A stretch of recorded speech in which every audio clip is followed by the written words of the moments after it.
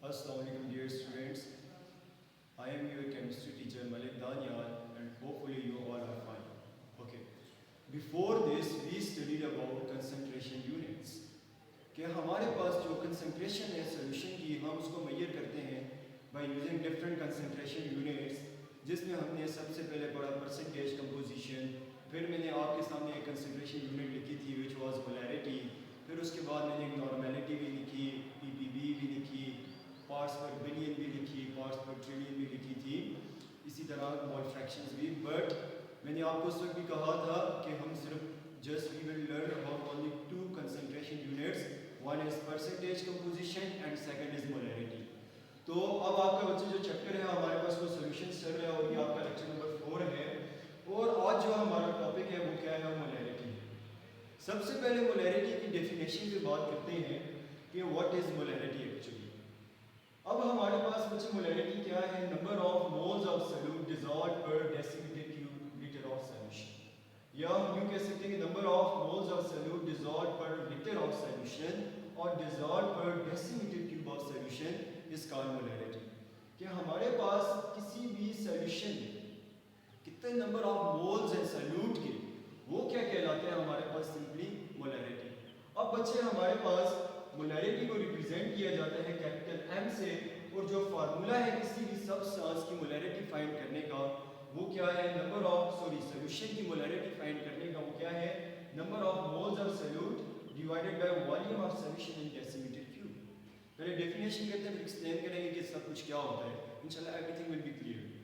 अब हमारे पास number of moles, what is मोल।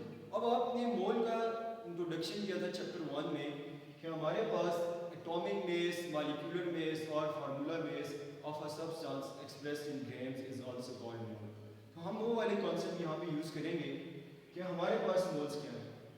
तो अब ये जो फार्मूला है आपके सामने मोलैरिटी का, कि किसी भी सॉल्यूशंस की मोलैरिटी फाइंड करने के लिए आपको क्या पता होना चाहिए कि हमारे पास number of moles of solute क्या है और वॉल्यूम ऑफ सॉल्यूशन क्या है। तो आप बता सकते हैं कि इस सॉल्यूशन में कितनी कंसंट्रेशन है सॉल्यूट की, कितने मोल्स हैं सॉल्यूट के, ठीक है। तो हमारे पास अब फार्मूला में एक और चीज जो दी हुई है, नंबर ऑफ मोल्स। चलिए वॉल्यूम ऑफ सॉल्यूशन तो हमें पता होगा, पहले हम नंबर ऑफ मोल्स कैसे फाइंड करेंगे। अब नंबर ऑफ मोल्स फाइंड करने का भी हमारे पास एक फार्मूला है, that is number of moles को डिनोट किया जाता है स्मॉल n से। So the number of moles can be find out by formula amount of solute in grams bye molecular mass of solute, amount of solute in grams bye molecular mass of solute.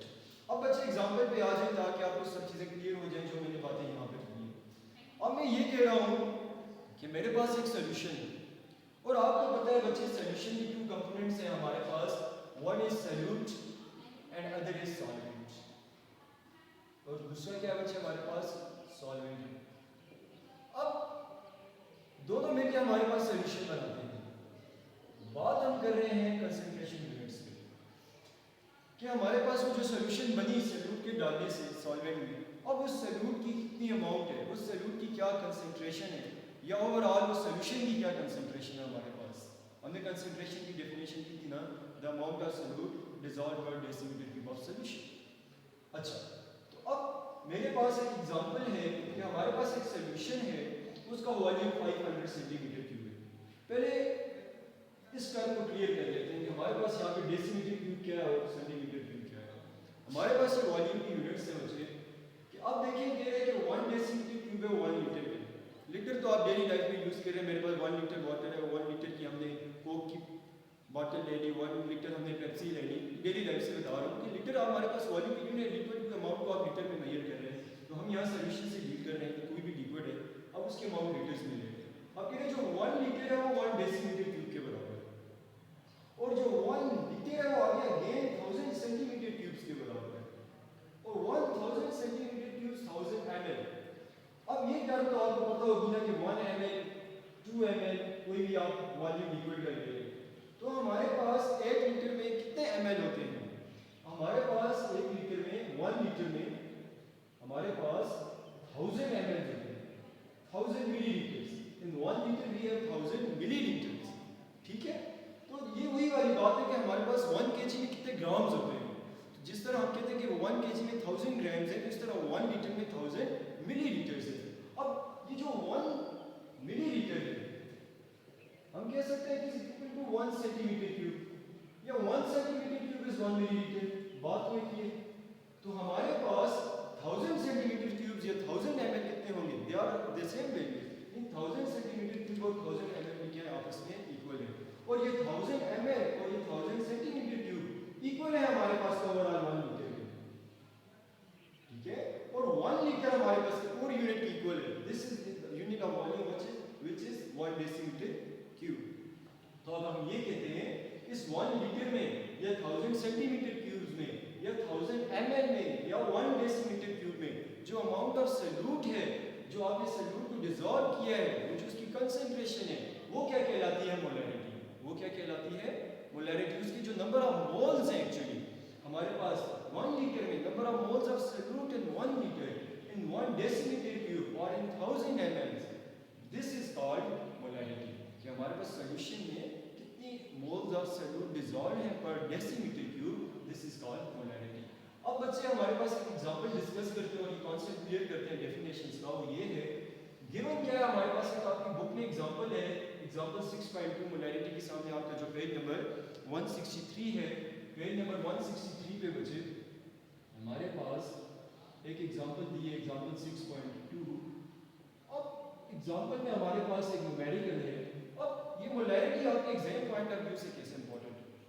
ये आप exam point of view से भी important है, और ये आपकी chemistry lab में भी ये यूनिट बड़ी यूज होती है कि आप कोई भी सॉल्यूशन जब लैब में बनाते हैं, हमारे पास जो नॉर्मली कंसंट्रेशन मेजर की जाती है वो मोलैरिटी में की जाती है। इसके अलावा भी यूज की जाती है, but major concentration which is used, concentration unit used is molarity.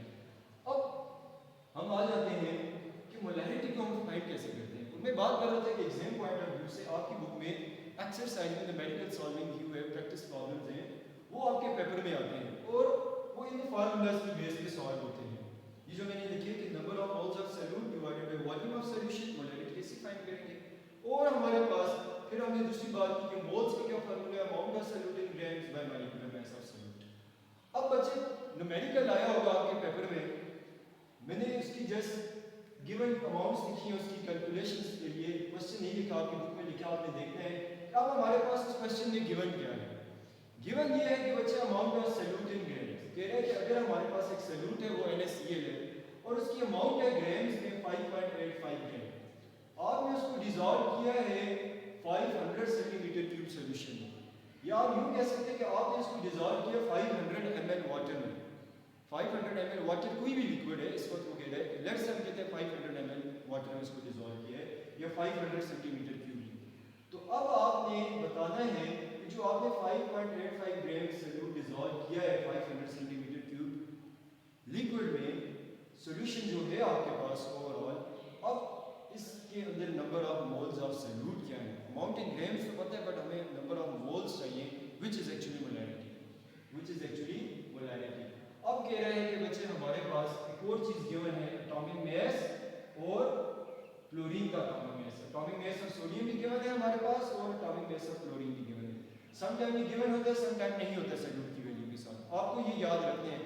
अच्छा, अब सॉल्व करते हैं न्यूमेरिकल। फार्मूला क्या है हमारे पास मोलैरिटी का? जैसे भी हमने यहां पे पढ़ा, number of moles of solute, number of moles of solute divided by volume of solution, divided by volume of solution. Molarity का ये फार्मूला है, M कैपिटल M से डिनोट करते हैं। अब बच्चे हमारे पास देखिए गिवन क्या और फार्मूला क्या है। वॉल्यूम ऑफ सॉल्यूशन तो हो गया 500 सेंटीमीटर, बट हमारे पास अमाउंट ऑफ सॉल्यूट तो ग्राम्स में दिए। अब हमने सबसे पहले मोल्स फाइंड करने हैं सॉल्यूट के, ताकि वो वैल्यू आएगी यहाँ पुट करेंगे तो आंसर आएगा ना। तो नंबर ऑफ मोल्स को फाइंड आउट करने का फार्मूला बच्चे चैप्टर 1 में भी गिवन था, यहाँ पे भी है, अभी हमने यहाँ पे पढ़ा भी। नंबर ऑफ मोल्स को हमने कहा डिनोट करते हैं n से, और फाइंड करने का फार्मूला क्या है? Mass in grams. Mass in grams किसका? सॉल्यूट का। सॉल्यूट का मास इन ग्राम्स, किसका? सॉल्यूट का, divided by molar mass of solute और molecular weight of solute, divided by molar mass of solute. अब हमारे पास यहाँ पे सॉल्यूट क्या है बच्चे? सल्यूट सोडियम क्लोराइड है, NaCl है। अब इसका अमाउंट इन ग्राम्स दे दिया है हमारे पास 5.85। बट यहाँ पे बच्चे एक और चीज़ आ गई, स्टेप बाय स्टेप चल रहे हैं ना, मतलब कि आपको इस फार्मूला में वैल्यूज फाइंड करने के लिए डिफरेंट स्टेप्स में जाना पड़ेगा पुट करने के लिए। अब मोलर मास क्या है, आपने फर्स्ट चैप्टर में पढ़ा था, the sum of relative atomic masses of all the atoms present in a molecule is called molar mass. Your formula is the sum of formula units molecular atomic masses of ions in a formula unit of a compound. वो क्या था formula mass। अब हमारे पास sodium chloride है, आप इसका पहले molar mass calculate करते हैं, यह फार्मूला मास। अब उसको कैलकुलेट करने का मेथड आपको पता है कि बच्चे सिंपली आप जो मॉलिक्यूल है, जो कंपाउंड है, आयनिक कंपाउंड है, उसके जो एटॉमिक मासेस हैं आयंस के, उनको आपस में सम कर दें तो हमारे पास क्या आ जाते हैं मॉलिक्यूलर मास। इस वक्त सोडियम क्लोराइड का हमारे पास क्या है, एटॉमिक मास 23। सोडियम का सोडियम क्लोराइड में एटॉमिक मास है 23 प्लस क्लोरीन का क्या है 35.5। तो इसको अगर हम टोटल करेंगे क्या हो जाएगा 58.5। मैंने डायरेक्ट करके आप इस तरह कर सकते हैं ना, 23 सोडियम कितने टाइम्स है 1 टाइम प्लस क्लोरीन 35.5 कितने टाइम्स है 1 टाइम, इसकी रेशियो क्या है 1। अगेन वही बात है 23 प्लस 35.5 इज इक्वल टू 58.5 कि हमारे पास मोलर मास ऑफ सॉल्यूट भी आ गया है और मास इन ग्राम्स भी है। अब हमने क्या फाइंड करना है बच्चे, नंबर ऑफ मोल्स, और नंबर ऑफ मोल्स को फाइंड करने के बाद हमने उसको पुट करना है इस फार्मूला में जहां से हमारे पास मोलैरिटी आ जाएगी। ओके, अब हमारे पास इसको सॉल्व करते हैं, हमारे पास जो कंडीशंस थी फार्मूला में पुट करने के लिए वो पूरी होगी। ओके जी, तो अभी हम इसको सॉल्व करते हैं, यहां पर करते हैं। ओके, अब जैसा कि हमारे पास मोलर मास भी आ गया है और दूसरी चीज नंबर ऑफ मोल्स फाइंड करने हैं और वॉल्यूम ऑफ सॉल्यूशन भी गिवन है। अब पहले मोल्स फाइंड कर रहे थे ना, नंबर ऑफ मोल्स हम फाइंड क्या कर रहे थे, नंबर ऑफ मोल्स। तो नंबर ऑफ मोल्स अभी हम बच्चे फाइंड कर रहे हैं, तो फार्मूला वो लिखा है मास इन ग्राम, अभी सॉल्यूट का क्या है 5.58 ग्राम हमारे पास अभी क्या है मास ऑफ सॉल्यूट है, और हमारे पास इसका मोलर मास क्या है 58.5। इसको सॉल्व करें तो बच्चे हमारे पास आ जाते हैं ये 0.1 मोल। ये कितना आ जाता है 0.1 मोल। कि हमारे पास अभी नंबर ऑफ मोल्स क्या है NaCl के, सोडियम क्लोराइड की क्या है 0.1 मोल। बट अभी हम जब उस फार्मूला में वैल्यू पुट करने से स्टेप और कर रहे हैं, ये जो वॉल्यूम सेंटीमीटर क्यूब में है इसको हमें डेसीमीटर क्यूब में कन्वर्ट करना है। वॉल्यूम इन सेंटीमीटर क्यूब क्या है हमारे पास 500 सेंटीमीटर क्यूब, इसको कन्वर्ट करना है डेसीमीटर क्यूब में। और इसको कन्वर्ट करने के लिए हमारे पास अभी जैसा कि बताया कि 1 डेसीमीटर क्यूब में कितने सेंटीमीटर क्यूब है 1000 सेंटीमीटर क्यूब। तो अब जो वॉल्यूम इन सेंटीमीटर क्यूब है वो डेसीमीटर क्यूब में किस तरह कन्वर्ट होगा, जब आप वॉल्यूम इन सेंटीमीटर क्यूब को डिवाइड करते हैं डिवाइडेड बाय 1000 डेसीमीटर क्यूब, तो ये क्या हो जाएगा is equal to 0.5 decimetre cube. Solve कर लिया आपकी बुक में। अब हमारे पास बच्चे वॉल्यूम इन डेसीमीटर क्यूब भी आ गया है, नंबर ऑफ मोल्स भी आ गए हैं। फार्मूला आपके पास वो सामने लिखा है कि number of moles of solute divided by volume of solution. तो मोलैरिटी कैपिटल N से हम डिनोट करते हैं और इसको लिखते हैं इस तरह, molarity is equal to number of moles अभी क्या है 0.1 and volume of solution in decimeter cube is 0.5 is equal to 0.2 moles। अब हमारे पास इस सॉल्यूशन की मोलैरिटी क्या है 0.2 मोल्स। तो आप क्या कह सकते हैं बच्चे कि हमारे पास जो 500 सेंटीमीटर क्यूब टोटल वॉल्यूम का सॉल्यूशन है उसमें नंबर ऑफ मोल्स क्या है, या हमारे पास 0.5 डेसीमीटर क्यूब हमारे पास सोडियम क्लोराइड का सॉल्यूशन है, तो उसमें number of moles of NaCl क्या है 0.2 मोल्स। ओके बच्चे, बात अब यहाँ ही खत्म नहीं होती। मैंने जैसा कि आपको कहा है कि आपकी बुक में इससे मैक्सिमम न्यूमेरिकल्स आते हैं, आपके पेपर में एग्जाम पॉइंट ऑफ व्यू से वो बहुत इंपॉर्टेंट है कि आपकी बुक से कुछ सॉल्व करता हूँ कि अब आपको पेपर में क्वेश्चन कैसे पूछा जा सकता है। एक्सरसाइज पे आ जाए पेज नंबर 180 पे, तो ये तो सॉल्व हो गया। अब मैं आपको यहाँ पे कुछ इंटरेस्टिंग चीजें और बताता हूँ। ओके, अब देखिए बच्चे कि क्वेश्चन आपको इस तरह पूछा जा सकता है कि आपके सॉल्विंग द न्यूमेरिकल क्वेश्चन है, उसमें क्वेश्चन नंबर 2 है। क्वेश्चन मैं पढ़ता हूँ फिर उसको सॉल्व करता हूँ कि हमारे पास कह रहे हैं कि how many moles of H2SO4 are present in 0.500 decimetre cube of 0.150 molar H2SO4 solution. मतलब वो कह रहा है न्यूमेरिकल में गिवन क्या है। अब गिवन कह रहे हैं बच्चे कि हमारे पास क्या है कि H2SO4 की सॉल्यूशन है, कि हमारे पास एक सॉल्यूशन है और उसमें H2SO4 को डिसॉल्व किया गया है। अब H2SO4 की जो मोलैरिटी है, उस सॉल्यूशन की जो मोलैरिटी है, मोलैरिटी ऑफ सॉल्यूशन अब डायरेक्ट गिवन है। अब हमने फाइंड नहीं करनी, हमें मोलैरिटी ऑफ सॉल्यूशन गिवन है। मोलैरिटी ऑफ सॉल्यूशन गिवन है, वो क्या है बच्चे हमारे पास 0.150 और ये किसकी है 0.150 मोलर H2SO4 सॉल्यूशन। और हमारे पास वॉल्यूम ऑफ सॉल्यूशन भी गिवन है, वॉल्यूम ऑफ सॉल्यूशन भी गिवन है। और वॉल्यूम ऑफ सॉल्यूशन क्या है हमारे पास बच्चे इस वक्त 0.500 डेसीमीटर। ये ऑलरेडी डेसीमीटर क्यूब में कन्वर्ट है, तो इसलिए हमें इसको कन्वर्ट करने की जरूरत नहीं है। फाइंड क्या करना है बच्चे हमारे पास moles of H2SO4, moles of H2SO4। अब जरूरी नहीं है कि आपसे क्वेश्चन ये पूछा जाए कि मोलैरिटी फाइंड करें, मोलैरिटी भी गिवन होगी और सम टाइम वॉल्यूम भी गिवन होगा सॉल्यूशन का। आपको कहा जाएगा नंबर ऑफ मोल्स फाइंड करें सॉल्यूट के, तो कैसे करेंगे बच्चे। अब हमारे पास जो फार्मूला है मोलैरिटी का, molarity is equal to number of moles of solute, number of moles of solute divided by volume of solution in decimetre cube, volume of solution in decimetre cube. Formula ये molarity है। अब given क्या क्या है हमारे पास, molarity भी given है और वॉल्यूम ऑफ सॉल्यूशन भी गिवन है।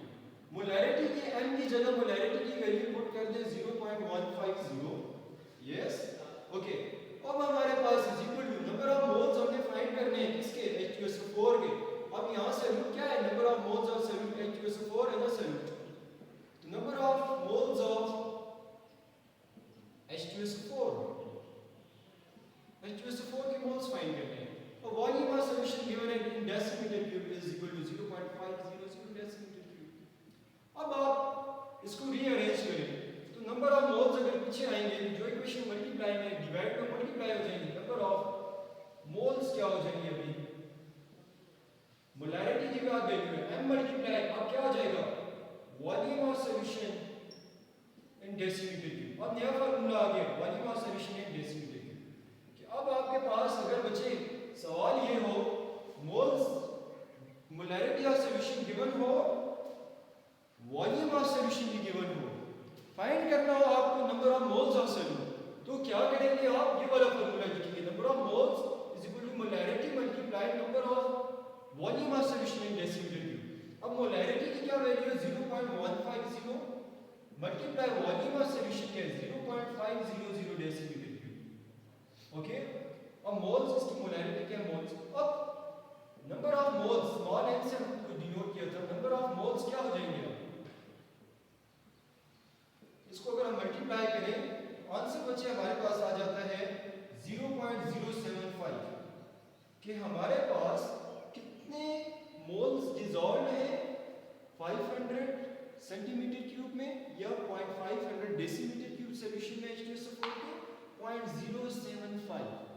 अब एक बात यहाँ पे ये होगी, अब एक और बात यहाँ पर ये हो सकती है कि बच्चे अगर आपको अभी लास्ट यहाँ पे आपको जो कॉन्सेप्चुअल क्वेश्चन आ सकता है कि अब हमारे पास ये फार्मूला आपने नोट करना है कि हम कैसे अगर नंबर ऑफ मोल्स फाइंड करने पड़े, मोलैरिटी गिवन और वॉल्यूम, तो आप ये फार्मूला यूज करेंगे। अब बच्चे आपसे सवाल ये पूछा जा सकता है कि वॉल्यूम भी गिवन है, मोलैरिटी भी गिवन है, अब आप बताएं कितने ग्राम्स आप डिसॉल्व करेंगे कितने। अब बच्चे आपकी एक्सरसाइज में एक और क्वेश्चन है, क्वेश्चन नंबर 5 कि हमारे पास क्वेश्चन को मैं रीड करता हूँ कि हमारे पास कह रहे हैं कि suppose you want to produce 1 decimetre cube of 3.5 molar solution of H2SO4. You know, identify what is solute, identify what is solvent, and how many grams of H2SO4 is needed to make this solution. अब आपने क्या find करने हैं, grams. अब हमारे पास बच्चे given क्या क्या है, गिवन क्या है हमारे पास, कह रहा है कि number of moles of molarity of H2SO4 solution, molarity of solution given है, molarity of solution, molarity of solution है बच्चे H2SO4 की सोल्यूशन और मोलैरिटी क्या है 3.50 मोलर। ओके, अब हमारे पास दूसरी चीज़ क्या गिवन है, volume of solution, volume of solution वो क्या है हमारे पास 1 डेसीमीटर क्यूब। फाइंड क्या करना है, ग्राम्स ऑफ सोल्यूट, कि हमारे पास कितना, हमारे पास आपने H2SO4 को डिज़ोल्व किया, हमारे पास कितना सोल्यूट आपने डिज़ोल्व किया, H2O सॉल्वेंट हमारे पास कह रहे हैं कि आपने कितने ग्राम सोल्यूट को डिज़ोल्व किया और H2SO4 की हमारे पास 3.50 मोलर सोल्यूशन बनी। फाइंड क्या करना है हमने, ग्राम्स ऑफ सोल्यूट। अब कह रहे हैं कि क्वेश्चन क्या कहा हमने कि you want to produce 3.50 molar H2SO4 solution. अब हमारे पास कह रहे हैं बच्चे बताओ कि what is solute and what is solvent.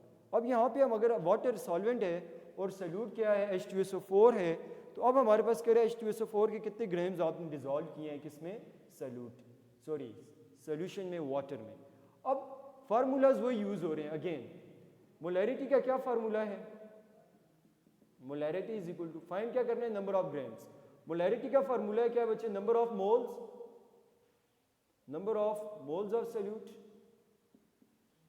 Divided by volume of solution, divided by volume of solution. अब आपने ग्राम्स फाइंड करने के लिए पहले यहां से जो फर्स्ट थिंग, पहली चीज आपने करनी है वो क्या है, number of moles of solute find करने हैं, क्योंकि यहां पे तो ग्राम्स को यही नहीं, यहां पर दो फार्मूला यूज होंगे आपको ग्राम्स तक लेने के लिए, एक मोलैरिटी वाला और एक नंबर ऑफ मोल्स वाला, और दूसरा फार्मूला कौन सा यूज होगा, नंबर ऑफ मोल्स वाला, कि तब जाके आप ग्राम्स ऑफ सोल्यूट फाइंड करेंगे इस कंडीशंस में। अब नंबर ऑफ मोल्स का क्या फार्मूला था, mass in grams divided by molar mass. अब देखिए बच्चे कि हमारे पास पहले मोलैरिटी गिवन है और वॉल्यूम ऑफ सॉल्यूशन गिवन है, नंबर ऑफ मोल्स तो है ही नहीं, आप मास इन ग्राम्स कैसे फाइंड करेंगे, इस फार्मूला से, mass in grams is equal to number of moles and multiply molar mass. तो ये चीज़ लाने के लिए आपको पहले नंबर ऑफ मोल्स फाइंड करने हैं, तो नंबर ऑफ मोल्स के लिए इसको कन्वर्ट करेंगे, number of moles is equal to 3.50 multiply volume of solution क्या है हमारे पास 1 डेसीमीटर क्यूब। तो ये हमारे पास बच्चे आ जाएगा 3.50 को मल्टीप्लाई करने से वैल्यू आ जाती है 3.5। ये नंबर ऑफ मोल्स आ गए। अब नंबर ऑफ मोल्स आने के बाद हमने कहा कि आप ये वाला फार्मूला इसमें पुट करें, तो मास इन ग्राम्स क्या आ जाएगा,